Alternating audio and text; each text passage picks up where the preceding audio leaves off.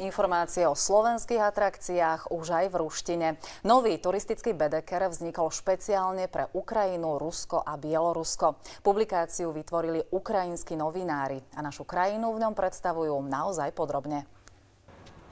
Informácie o našej krajine čerpali tvorcovia historicky prvého len v ruštine písaného bedekra z vlastných skúseností. Prešli sme celé Slovensko s tímom novinárov a vytvorili sme diel s našim pohľadom, čo je pre ruských hovoriaceho turistu zaujímavé na Slovensku. Nová publikácia je dôkazom toho, že naši východní susedia majú o Slovensko záujem. Za prvých 9 mesiacov roku 2013 vzrástol počet ukrajinských turistov o viac ako 130% v porovnaní s rokom 2012.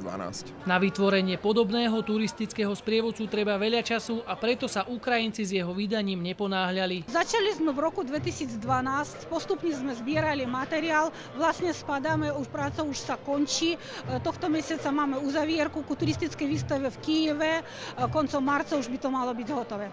Po rusky napísaný bedeker sa bude predávať nielen na Ukrajine, ale aj v Rusku a v Bielorusku. Slúžiť bude najmä tým, ktorí k nám cestujú autom. Takéto iniciatívy vítame. Samozrejme, vieme predovšetkým to, že mnoho ukrajinských turistov prichádza na Slovensku práve individuálnou dopravou. V bedekri sú zahrnuté aj výsledky hlasovania viac ako 80 000 ruských hovoriacich turistov, ktorí vyberali najväčšie slovenské turistické atrakcie. Okrem historického centru mesta Bratislavy a Bratislavského hradu do turistických atrakcií podľa hodnotenia sa dostali napríklad mesto a okolie mesta Banská Štiavnica, lyžiarske stredisko Jasná a Malokarpatská vinná cesta. Samozrejme, že sa veľmi tešíme. My sme v minulom roku zamerali nejakú svoju pozornosť na prácu vlastne s ukrajinským trhom. Mali sme tu nejaké infocesty novinárov, turoperátorov a práve tých sme tiež zobrali na Malokarpatskú vinnú cestu, takže sme radi, že sa to ukázalo aj v tomto hlasovaní a že to víno začína byť takým atribútom pre ten bratislavský región. Ivan Janko,